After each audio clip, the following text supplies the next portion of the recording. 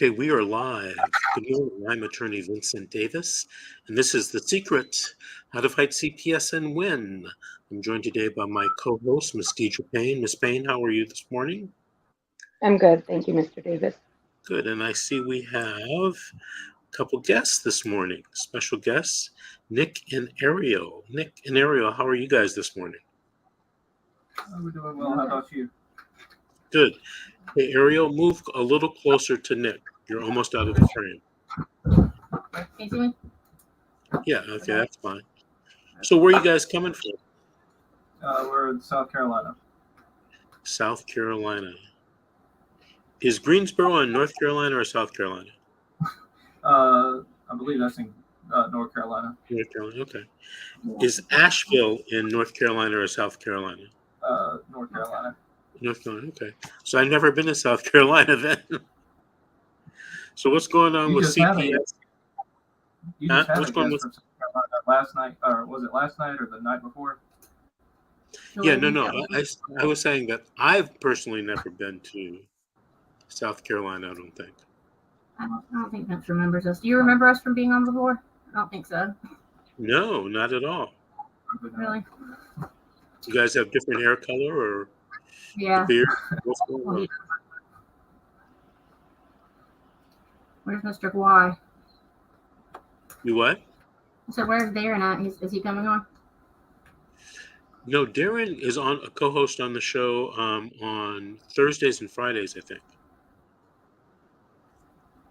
Were you hoping that he was on the show?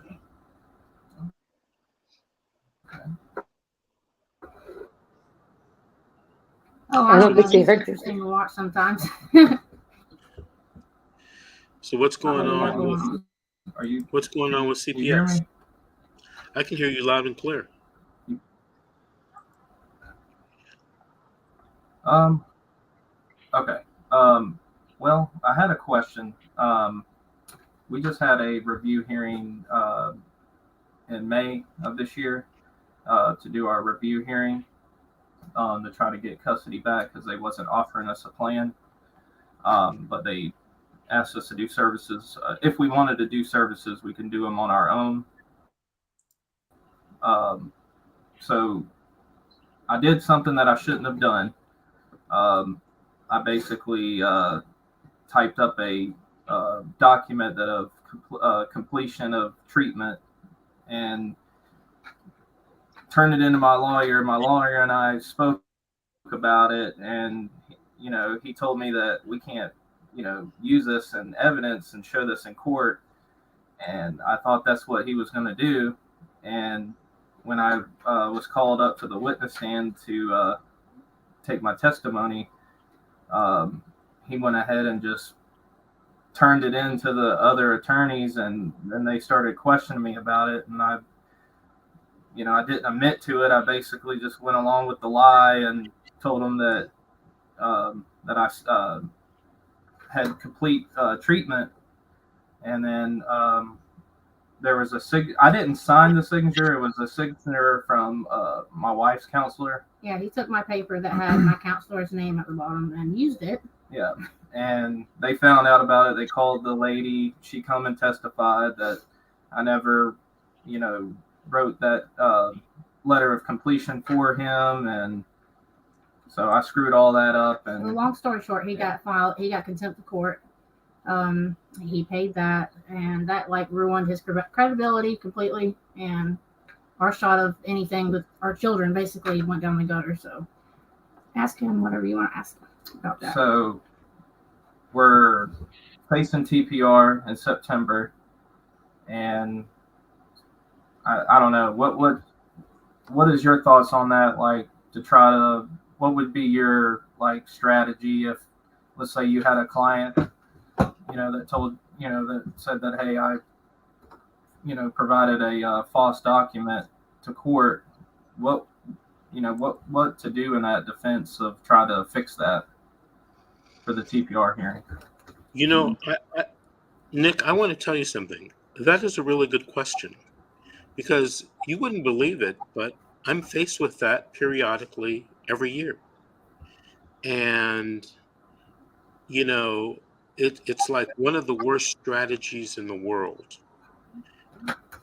I'm going to tell you something. I did a case recently in a county up in Northern California where that exact thing happened, exactly as you said. And the client didn't tell me, of course, that it was false.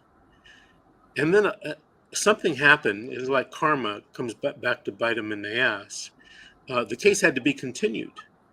So that gave the social worker time to investigate it. Mm. And guess what? The client testified about it and everything. And then the case had to be Mm. continued. Unexpectedly, social worker investigates. It's a complete fraud. Now, during the trial, the judge, didn't have any emotion to it. But afterwards, I mean, he laid into the client. Okay. It's like one of the worst things that you can do in a case is lie to the judge. The worst. How do you recover? That's a really good question. You know, did the judge make findings that you had lied about it? Yes. Okay. We had to come back For her decision. for her decision of the ruling to decide, what to do. Not particular about that, about the document. It was just Right. But with it everything. affected everything, though. But it definitely affected Yeah, everything. absolutely. And she It will Go ahead. continue to affect everything, unfortunately. So, you're going to have to talk to your attorney about the comments I'm going to make because it's really important. One of the things that you probably found out, or maybe you don't know, but you've just subjected yourself to criminal prosecution. And in California, I don't know about South Carolina, but in California, it may be 3 to 5 years state prison. Oh, So, I mean, lying to the judge Even is a big deal, a big deal.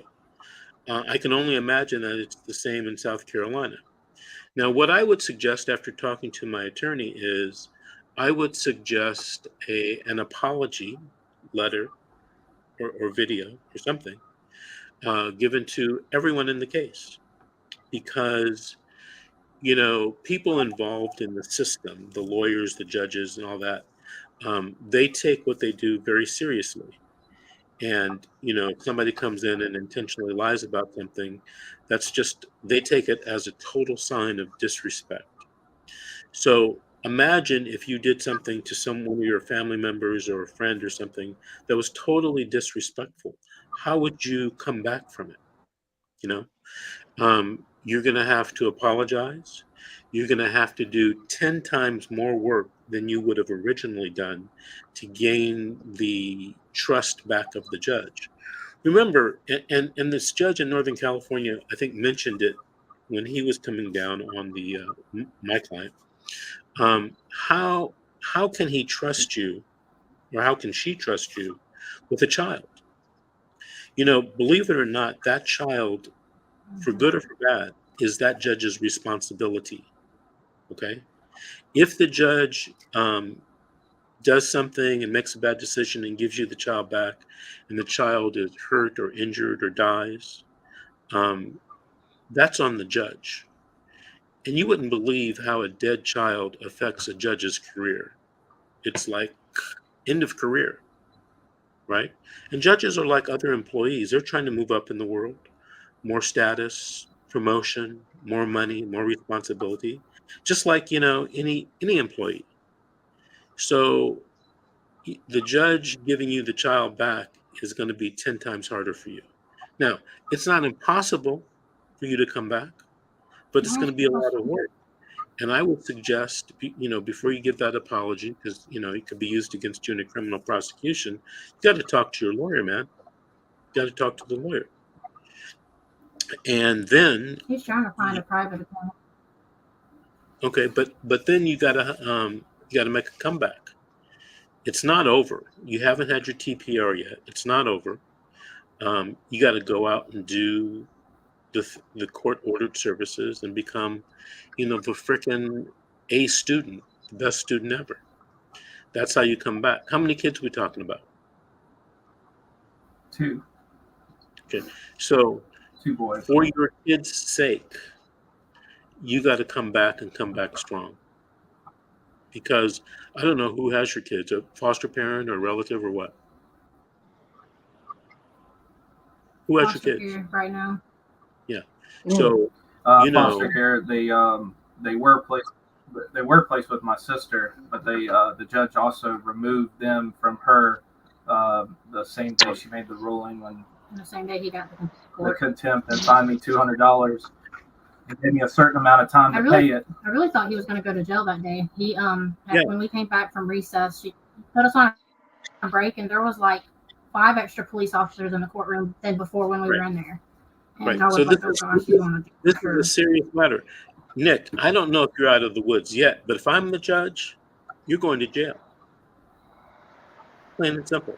You know, you got to think of something. Judges become judges not for money. They can make more money as a lawyer, but you have to they want the respect. And whether you think it's due to them or not, that's what they want. And lying to the judge under oath, that's a bad strategy. Can he still get in trouble? He's gotten Yeah. contempt of Yeah. He can. Yes, he can. I mean, since he already paid the fine, he can still get. Oh yeah, it just takes the judge or the prosecutor or somebody to report it to the DA in your county. And I would bet $1 that the DA would pick up the case and criminally prosecute you. Can I ask you a question that my attorney was telling me yesterday? Yes. Yeah, hold on. He suggests that I leave my husband. Okay, hold that thought. Okay, we'll get back to that because that did cross my mind. Okay, hold that thought. Okay. The other thing that I want to tell you is that, when you're trying to come back from something as devastating as this, there are certain things you got to keep in mind. Look, the judge apparently, because you lied to her, took the kid away from your sister. Now, I don't know if that's proper, okay, in your state. In California, it may not be proper unless the sister was somehow implicated in the fraud against the court, okay?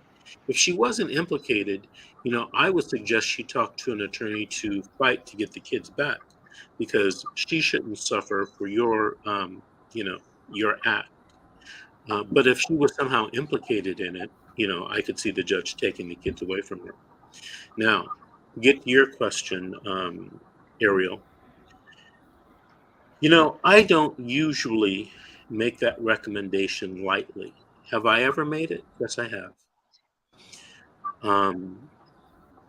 But extreme circumstances call for extreme measures. Okay? And your attorney may be giving you good advice to save your 2 kids. Because if I'm the judge, I'm not feeling Nick at all. He said what? He said that if I want my children back at all, a chance of fighting this TPR, he said if I stay with him, it's down the drain. Right. Because I haven't failed any drug tests the whole time since the case has been open since 2021, and he was the only one that did with my son. And even though he's completed treatment and everything, it's the fact that his credibility's gone. And basically, if you're with him, how does the judge not know that you're not lying about anything? Right. No, your attorney has a valid point. It's a valid point. And at this juncture, now this is something I never recommend or rarely recommend, but at this juncture, that advice from your attorney is something you're going to have to seriously consider. Right? Because imagine you're the judge and the guy lies to you. Are you going to trust his wife? Probably. You could say, well, yeah, I'll keep it separate. But in the back of your mind as a human being, the answer is probably be, I'm not going to trust her. She's the same thing as him. So, Mhm. it comes to this point in time, and I hate that people see this happen to people. You have to make a Yep. choice. You have to make a choice Birds of a between your feather flock husband together. and your children, and say you leave him and get the kids back and the case is closed, and 5 years No, from now you guys, would always be my kids, period. yeah. No matter what. Are you guys hearing us okay? Because y'all are breaking up really bad. You're going in and out. Is it us or probably our internet? I can hear you fine, Mr. Davis. I think they have a little bit of a delay, though, Yeah. based off of the way they respond to you. Yeah. Ariel, you're going to have to talk to your Yes. attorney about this, and you might seriously consider the attorney's advice to save the children. You see, if you don't get the children back and you lose the kids through adoption, you both lose, period. If you, Ariel, are able to pull the kids out of the fire and save them, you both win because you're both still the parents. And what happens in the future after this case is closed between you and him about getting back together or not getting back together, I don't know. But the kids are saved. And that's the most important part, saving the kids. Right. So. And they just separated my kids in 2 homes, so we're devastated over that. Yeah. It's terrible. It sounds like more. Yeah, this is the first time that they've done that. Yeah. It is. The DSS has made this so personal. They've taken this to a whole nother thing. I feel like they're also, now that they separated our boys, trying to adopt them that they're trying to probably get them ready to adopt them out separately. Trying to get it just them seems used that to, way to me. get them used to not being together and kind of breaking that bond. I'm trying to see about getting a bonding study. My attorney doesn't think it's necessary. He's called a couple of private attorneys because he's going to be hiring one, and they all have different answers. So we're trying to figure out what to do. Yeah, I mean it's tough. It's a tough place you're in right now. Are there any relatives that can step forward to get the kids? Yes, we got a couple that are wanting to step up, but the situation with that is that the reason why they were removed from my sister was because the grandfather, which would be my father, he had sexually molested my son, and there was restrictions put in place prior to placing the children with her last year, and that her restrictions was that that the kids can't be around the grandfather, and if they do, then she would have criminal charges filed against her. And we were against the placement with her last year because that we knew that my sister still had contact with our father, and we were just it just was. She doesn't believe that the grandfather did anything inappropriate or anything. So that was a whole mess. But come to find out, we had another family member that came and testified and was saying to everybody and the judge that my sister technically wasn't raising the boys. It was my mother that was raising the boys, and so they automatically removed the boys from her because of that. Especially the risk of the kids possibly being around the grandfather. Let me ask you something. Hold on.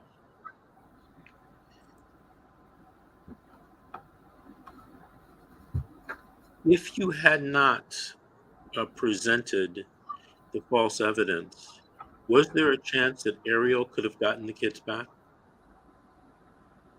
That's what I've been. I don't know what that answer is. No, I don't know. Well, it wasn't really. No, if I didn't do it, we would have probably both gotten them back together. I really can't tell you what the outcome would have been differently. I think it would have been, very, very, very different because. I don't know. What's that? I was just going to say, what hearing were you at where you presented the false documents? Like, where were you at in your case at that time? It was a trial. It was our 6 month. Like a 6-month review? Yeah. To And it was go- looking towards like you were going to be maybe getting your kids back if everything was. Yeah, that was what it originally was supposed to be for. Technically, they wasn't offering us a plan, so but they gave us like a roadmap. They're like, hey, if you want to do services, this is what you need to do, and complete them, and then have a review hearing about it. So they didn't actually give you a certain referral for like a therapist or a certain class. You just had to find them on your own.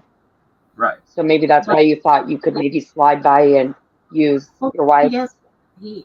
Well, the thing is we had a safety plan the first time that was provided by DSS, and we did complete those successfully, and we rewarded our children back last year. Unfortunately, we had the kids for about a month, and we were sent for one last drug screens, all of us, because the case was set for auto close at the end of May. Well, when we were all sent back, we all tested negative, except my child tested positive again for the same thing that he originally tested positive for when the case first started. But my other I think son, I remember your story now.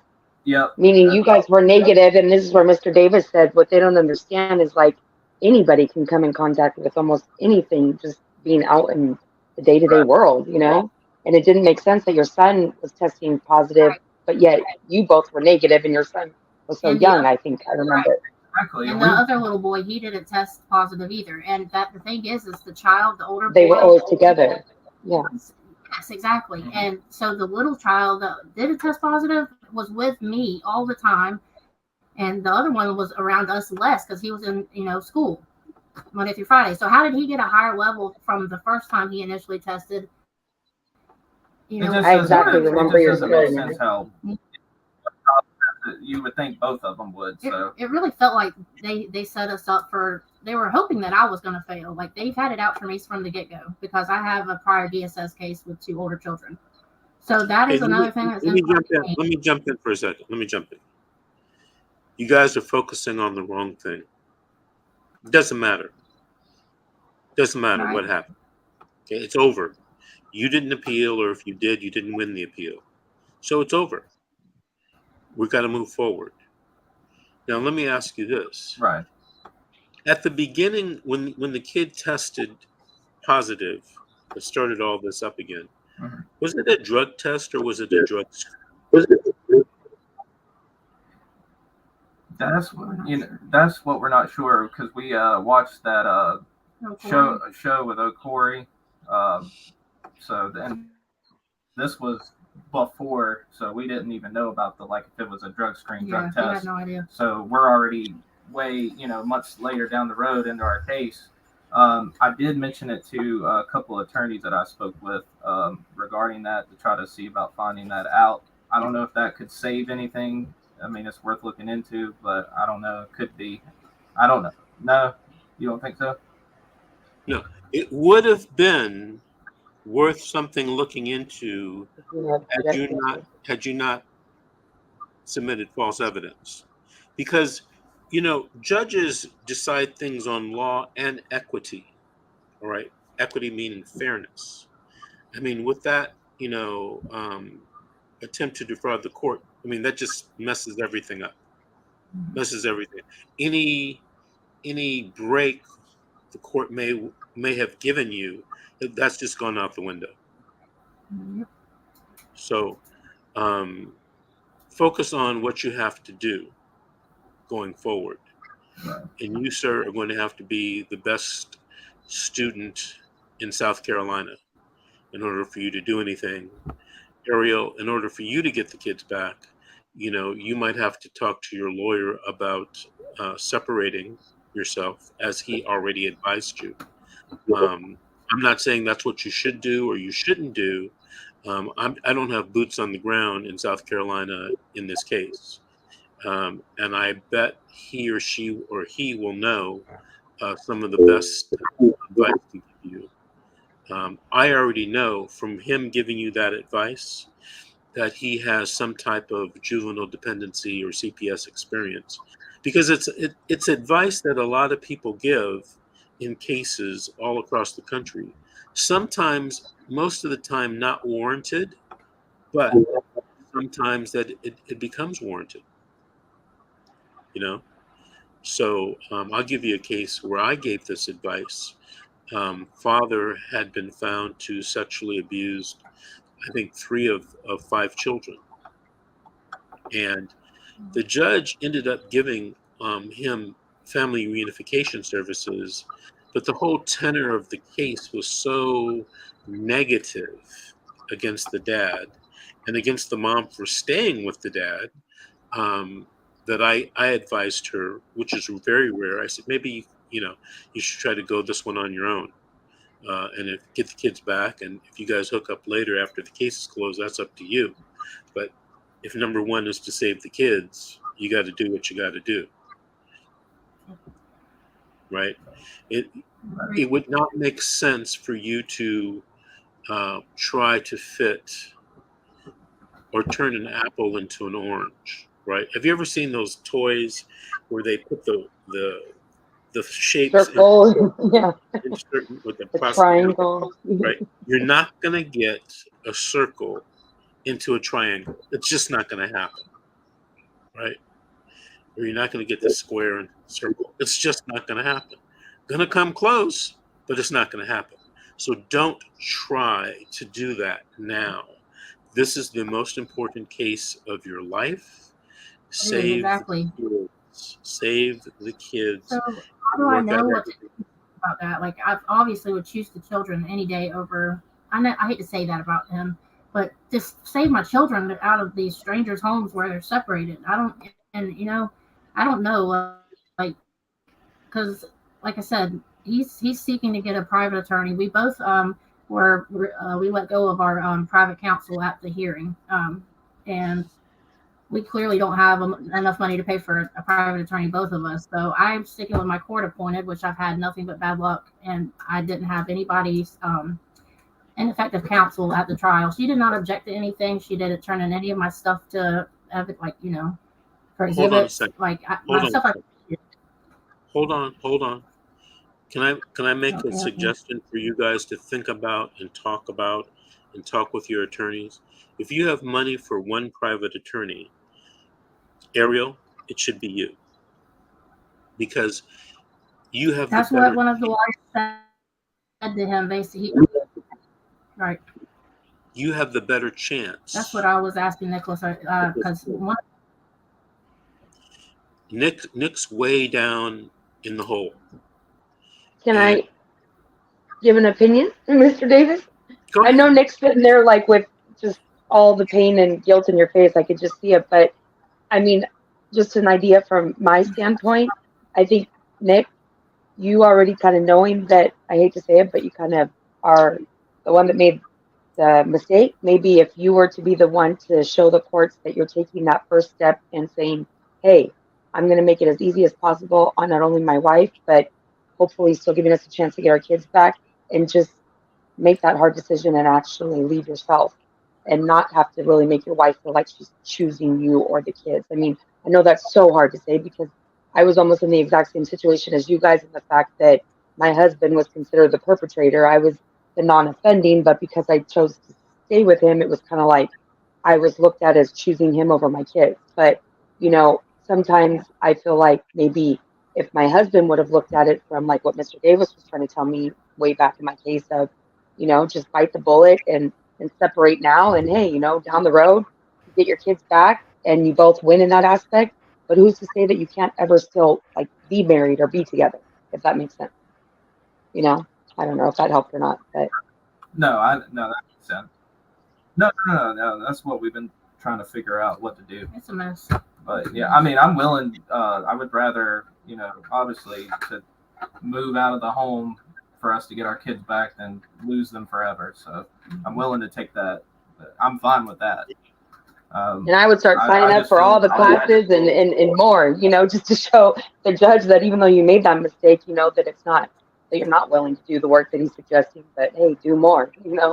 And talk to your attorney about the apology. Right. The public apology to the judge goes a long way, believe it or not. Really suggesting. Doesn't erase it. Doesn't erase it. You got to get back in the game. So you said that he should send a letter to everyone that was involved in the case, like either the DSS attorney, the guardian liable. Is that what you're saying? Wait a minute. What I said was talk to the attorney, because he can still be criminally prosecuted. Talk to the attorney, see what happens. I've done a lot of cases in 37 years. and maybe 25 years ago, I remember a case where I didn't represent him, but I represent the mom. And the father's attorney, in a really bad situation, told the father, hey, man, just, go back to your home country. Oh. Leave these people alone. Maybe the mom will get the kids back. Do you know that after about a year, when CPS realized that he was gone, he had left the country, they became pro-mom. She got the kids back. And that's an extreme situation. Worse than your situation, Nick, if you can believe that. So I think, you talk to your attorney about an apology, you start doing these classes, you'll work your way slowly back into the game. But while you're on the sideline, let Ariel step up, her private attorney who knows what he or she is doing, and, present a case for the judge. Hey, judge, we got rid of that guy, Nick. He lied to the court. We can't believe he did that. I didn't have anything to do with it. And I'm doing all my services, blah, blah, blah, blah, blah. I want my kids back. Well, how do we know you're going to stay away from Nick? I filed for divorce, or I filed legal separation. I'm done. I thought about it. I talked to my counselor about it, and I just can't be around him. What he did was the worst thing in the world. So I basically need to go to court already prepared to tell them I'm divorced, arrive separately, all that good stuff, and make sure I'm basically dogging him. Yeah. What did you say, Mr. Guy? I didn't hear you. I said just make sure they don't go there and say they lied about it. Like Oh yeah. Don't go in there and say you're divorced if you're not. Yeah, really. Right. Because they'll find out that one for sure. Believe me. My husband thought he could do that one. Oh, I'll just say that I moved out, and I'm like, no. If they even saw a toothbrush of yours here, are you kidding me? Heck no. Mr. Davis, can I ask you a question? What's happened in your past cases where you've had something similar to what he did happen? What was the outcome of those, or were they all various and different? 50-50. 50-50. Some got the kids back, some didn't. Never could overcome, the problem. It's really the amount of work that he's going to do and the temperament of the judge. Okay, that's really depends, and it depends on how he comes at the judge. Is there going to be a public apology? I don't know. Is there going to be a mea culpa? What's his best way? What's his best way to get this apology across to the judge? You know what? I'm not his attorney, and I'm telling him he's got to talk to his attorney. But in a similar situation here in California, my thing is basically, dude, lay on the ground, take it like a man, and it's mea culpa. It's I'm sorry, I did wrong, et cetera, et cetera, et cetera. That's the only way. That's the only possible way. Okay, I got another question since he's kind of. No, I was just listening, taking all this in. I had a question though, even though, because so she kind of gave me the opportunity. I wasn't really expecting it, but after she had us come back to tell everybody her ruling, what it was going to be, She had me stand up again and take another oath, and I was like, oh my God, here we go again. But she was basically going over the whole document thing, and I still was denying it because I was already embarrassed from when I was being cross-examined about the whole thing. So I don't know, how do I go about that, even though I was still denying. And then basically coming back saying all of it again, like, oh, hey, I'm sorry. The guardian ad litem's attorney wanted to have him impeached, is what he said. Well, you know what? You got to talk to your lawyer, and I'll have the best way to do it. You see all these gray hairs right here? Nick, I'm 65. I know a lot now that I didn't know when I was your age. Okay? Please talk to your lawyer. Come up with a plan that, get your foot in the door. You got a lot of work to do. It's not impossible. Look, it's not impossible. So you don't think he needs to stick with having the private attorney since he's in like a bunch of deep SHIT or? No, Ariel, let me tell you why. You only have a set amount of time Right. to save the kids. That amount of time is probably shorter than what it's going to take Nick to get back into the game. My attorney said, you need to leave him, and that's all he said. Like basically the whole time I saw him for the 1 hour session we had yesterday, and he said your chances may be already ruined to get the kids because of what he did, but you need to leave him for sure now because that's gonna. Ariel, I can see the attorney saying that. Yeah. I can see the attorney saying that. Okay. Look, I feel like if you do still stay with him, then they're going to even then look at you that much worse. Absolutely. Look, here's the thing. You did something, you got caught, and now you have to mea culpa. And you got to prove yourself from the bottom up. I don't feel like we've got time for that though.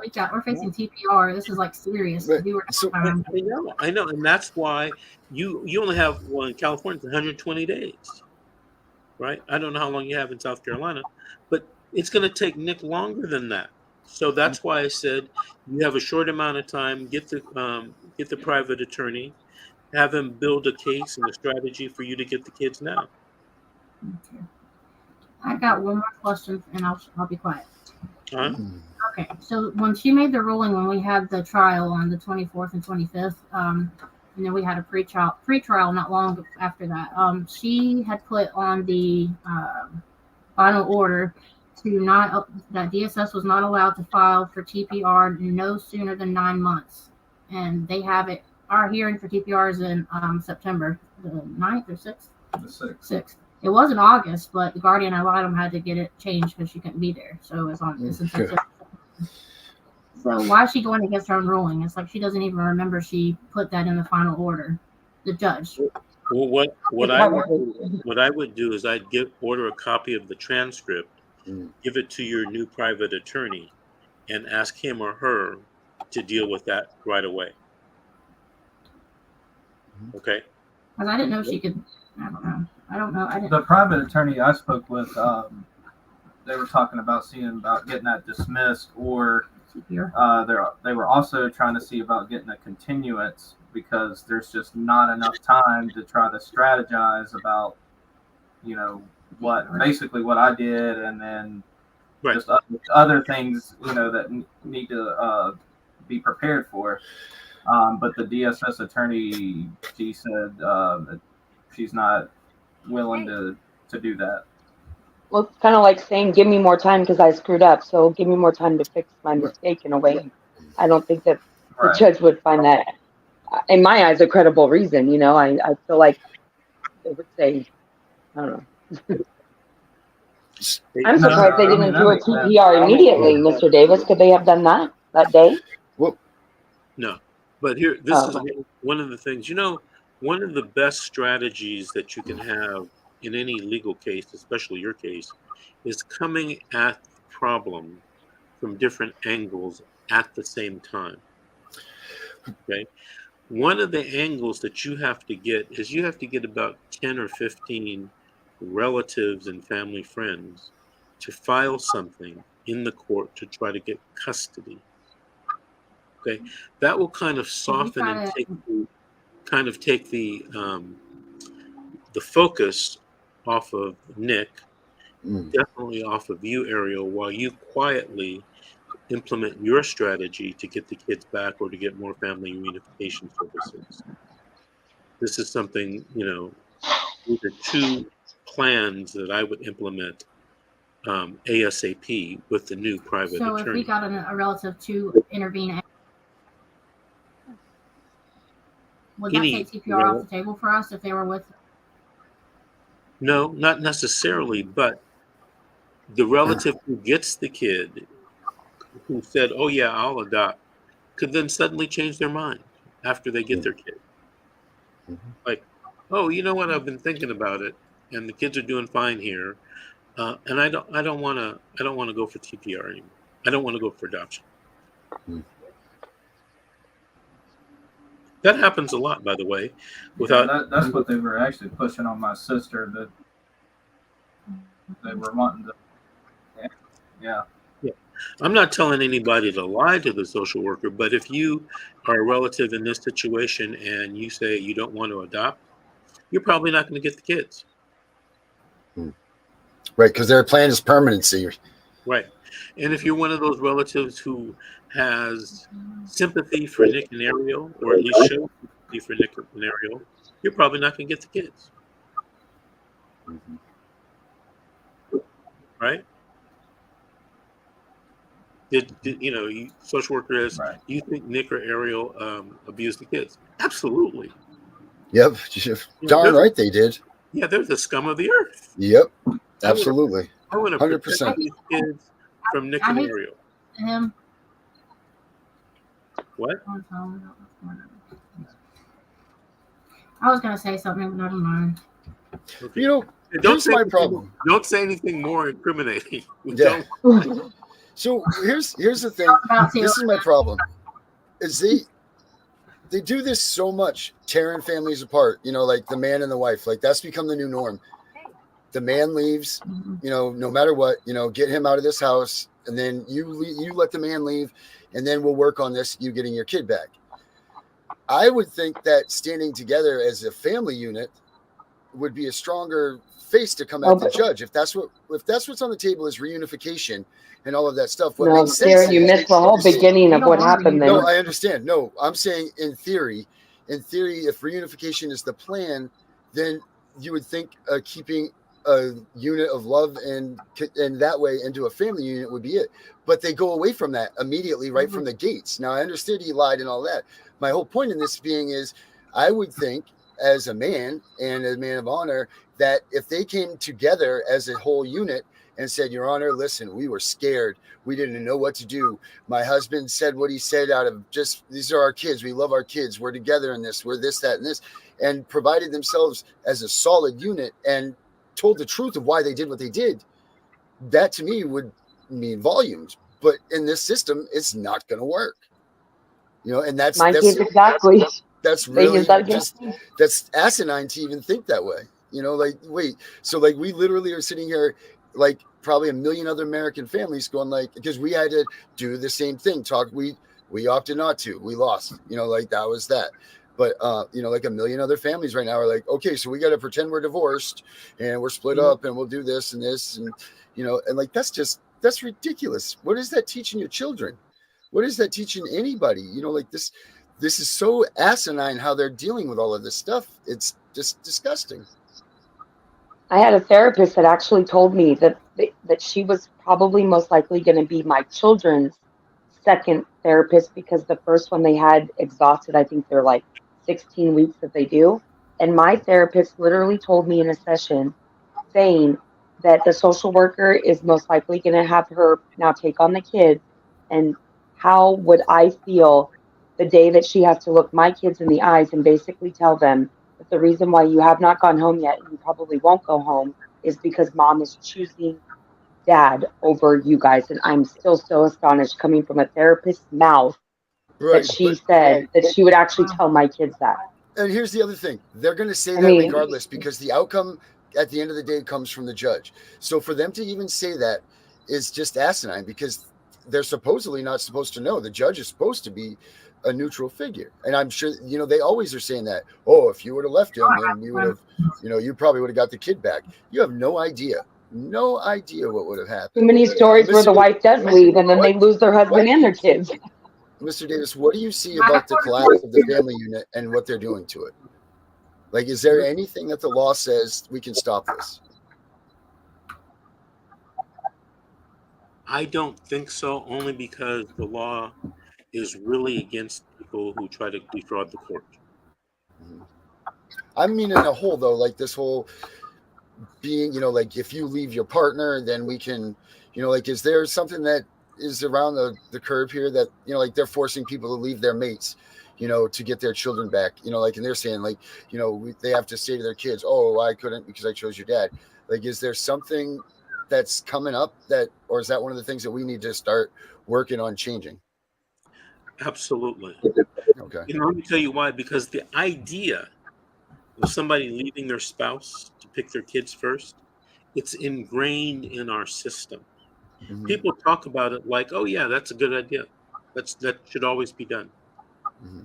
Until it's your choice. Right. So people's way of thinking has to change. And the only way that I think they can do that is by law, by Congress or the state legislatures telling us we're going to do everything to keep the family together no matter what. Mm-hmm. My attorney told me in the way where technically, because I was the non-offending parent, let's say if I did choose to separate from my husband and fight to get my kids back, he told me like me and my husband were on two different, like Mr. Davis says, trains. Mine was going to be much shorter to get to the finish line than his. And because everything's done like on a time clock, meaning he would have never gotten to the end within enough time. So therefore, if you stay with him, you're just both going to lose altogether then. So it was almost like if you didn't leave him, you're going to lose regardless because he will never reach where he needs to reach within that time frame. And that's kind of exactly what ended up happening in a way. Yeah, I get it. But the basis is all on whatever that social worker or that person saying you's opinion is. Like that's the end of the day here. That's what everybody forgets. And it's just it's almost like it's a tactic for them to use against you. It's another knock at your strength. Like Valerie had just said, they do it to make women are easy when they're single. Single women are easy targets for them to chop away and do what they want. That's what that. How do they expect them to even survive? And that's what, right. And that's what they do. They financially, they get the woman to do what they need her to do, if so or if not. And then, it's ridiculous. You've broken apart a family. Without a man and a woman, what we forget, without a man and a woman in that bond, we don't have the child. You know what I mean? So for them to just come and try to strike a man out because you got angry because you took your kid and you spoke out, or the mother or whatever, like, this is just out of control. My opinion. Well, Nick, Ariel, do you have any further questions for us today? Oh yeah, I've got plenty of questions. No, I mean, that was pretty much about it. Is what I was wondering, what I was, with the short amount of time with what I did. I shouldn't have done it. I was pressed for time. I did have a counselor before the review hearing, and basically the counselor and I wasn't working out, and it was coming up like within days of that hearing.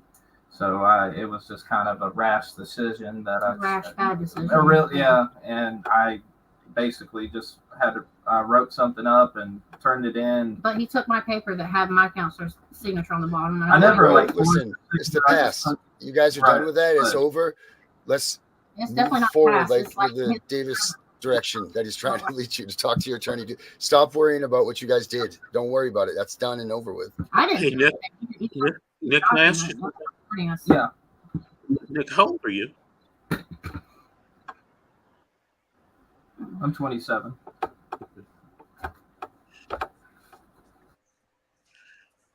One of the things I would try to do, Nick. You're breaking up. I can't hear you. One of the things that I would try to do is I would try to get a counselor / mentor to help you, moving forward. Because listen, when I was 27, Nick, I thought I knew everything in the world and I was never wrong.